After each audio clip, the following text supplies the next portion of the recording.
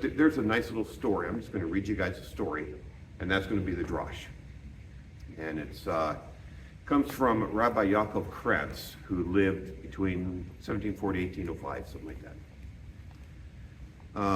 And it's from his book called, I got it here, The Parables of the Maggid of Dubna. There was a time of trouble and sorrow in the animal kingdom. A terrible plague was decimating the denizens of the forest, with the number of the sick and the dead rising from day to day. A royal proclamation was issued, and all the animals, large and small, were commanded to assemble in the great clearing in the middle of the forest. The lion, the king of the beasts, of course, then addressed his subjects. "Brothers and sisters," he roared, "a great punishment has been visited upon us from above.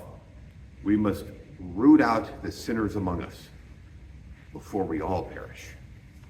We must each search our hearts and confess our sins, so we should know who is the cause of the calamity." His Royal Highness set the example by being the first to bear his soul. "The other day I killed a man.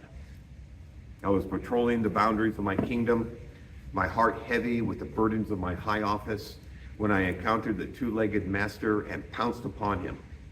I have sinned, and you must pass judgment upon me for my crime." "Your Highness," cried all the animals, "who can blame a noble leader if, while distressed and distracted by the great responsibility he bears, he lashes out unwittingly? Surely you are forgiven for your transgressions." Next spoke the wolf. "I too have a sin to confess. The other day, as I prowled the edges of the forest with hunger in my belly, I chanced upon a she-goat and her kid nibbling at the flowers of the meadow. I tore out their throats, killing both mother and child. Even one animal was more than I could eat."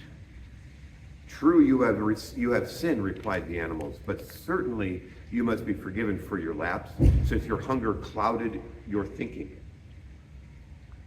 And so it went. One after the other, the predators of the forest confessed their carnage and thievery. One after the other, the council of animals absolved them of the crimes due to mitigating circumstances. Then the sheep spoke. "I too have committed a crime.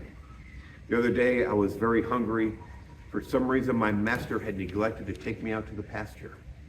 So I ate a bit of the straw that my master puts in his shoes so that his feet should not rub against the hard leather." "How dare you!" roared the lion. "Thief!" hissed a snake. "Criminal! Sinner!" cried all the animals as they pounced upon the wicked lamb and tore her to pieces.